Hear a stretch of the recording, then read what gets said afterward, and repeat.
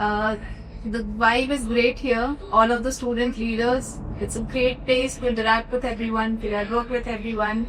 Got to know a lot about the HiDevs team, what programs they're about to offer, and I honestly think it's just a great opportunity for all of the students out here. Definitely, if I had to talk about the vibe here, then this is something I haven't seen in a long time, especially coming from a company, somebody in the formal workspace right now.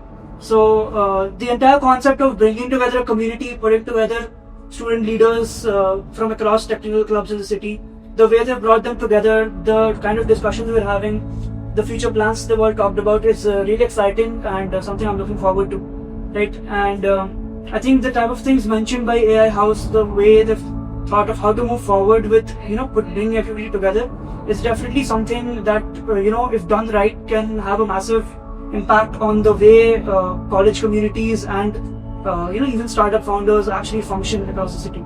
And Bangalore being a central tech hub, I think it's one of the greatest places to actually launch something like this. And one thing I would definitely like to mention is the HiDevs team. I mean, it's been a really informal and very positive, discussion with them. It's never felt like, we're having to be very formal or anything.